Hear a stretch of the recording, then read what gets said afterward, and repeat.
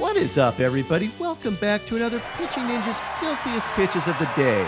Remember, before we get to those pitches, hit that subscribe button. This will make sure you never miss an episode of the biggest daily baseball show on YouTube. And now, without further ado, here are my filthiest pitches of the day. I'm going to start with Mitch Keller, who had 7 strikeouts in 7 innings, giving up only 1 earned run.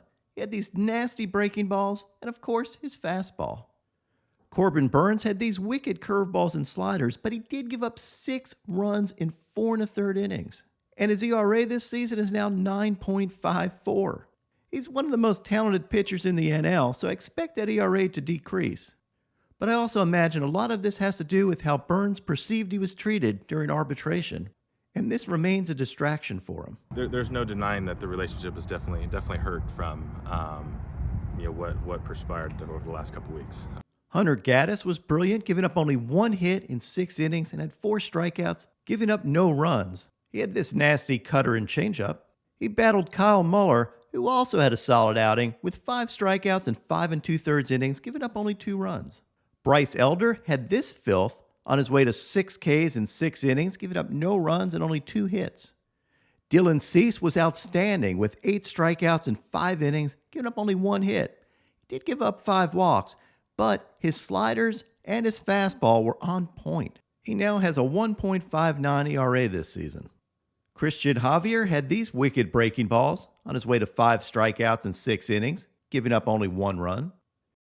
Shane McClanahan turned in a really good outing despite struggling a little bit with command. He had 6 Ks in 6 innings, giving up only 2 runs, and relied on these nasty curveballs, this elevated slider, this knee-buckling changeup, and his fastball that touched 100.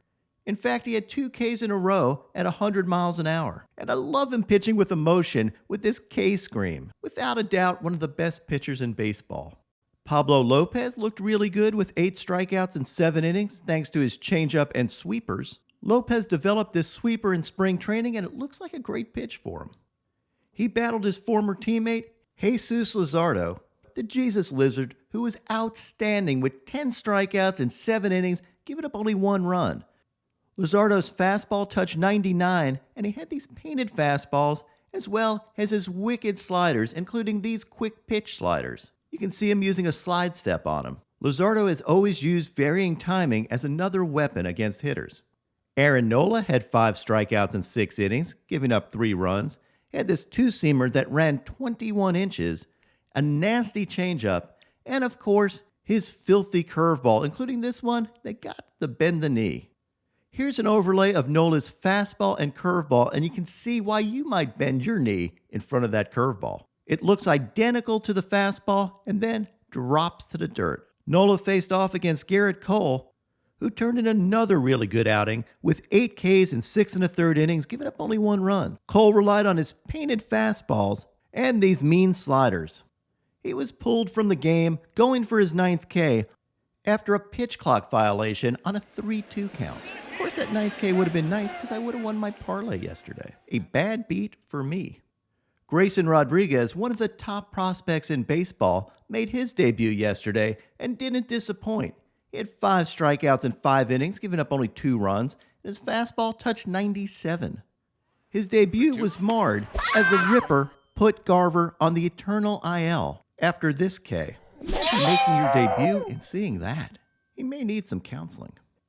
Rodriguez was up against the GOAT, Jacob deGrom, who had 11 strikeouts in 6 innings, giving up only 2 hits. At one point in this game, deGrom had 4 consecutive Ks on his slider. He also got this sword on this 93-mile-an-hour slider. And here's a home plate view of deGrom's slider, and you see why that pitch is so tough. deGrom also had his usual overpowering fastball, K'ing the side with 99, 99, and 100 miles an hour. Zack Greinke threw 6 innings of 1-run ball with 4 strikeouts thanks to his 87-mile-an-hour cutter and his slider. And he had this hilarious moment where he calls his own pitch, shakes himself off, throws an elevated fastball instead of whatever he was thinking he was going to throw, and then gets the K and does this little K strut where he appears to be very impressed with his pitch calling ability. Zack Greinke is a true national treasure. I love this home plate view of Greinke because you can see why he's so effective and been that way for so long. He hides the ball really well. In fact, you only see the baseball at the last moment. Greinke faced off against Alek Manoah, who had 5 Ks in 7 innings. He had this slider that broke 16 inches, and I take a lot of pride in Manoah's slider because he learned it from me. Manoah also had these sick changeups that ran 23 and 19 inches. Just a filthy pitch, and it's funny because he told me his changeup sucked. I need something else. The changeup sucks. But the filthiest pitcher of the day was Shohei Ohtani and his record-setting performance. Ohtani had 8 strikeouts in 6 innings, giving up only 1 run. He struggled with his command, walking 4, but his stuff was disgusting. He had astonishing sweepers that broke up to 20 inches. I mean, look at the horizontal break on these. I don't know how you hit them. They look like frisbees. Ohtani started off this game barely being able to command his sweeper, but finished with 18 consecutive strikes with his sweeper. And you can see why this pitch would be so tough to command. With that movement, who knows where it's going to end up? Here's an overlay of Ohtani's two-seamer with his sweeper, and you can see how they crisscross. And as a hitter, this would give you fits. He also had a beautiful curveball. Check out this 79-mile-an-hour curveball and the drop on that. Just beautiful. And of course, Ohtani threw some world-class splitters. Here's an overlay of his 96-mile-an-hour fastball with an 88-mile-an-hour splitter. And look how that splitter drops.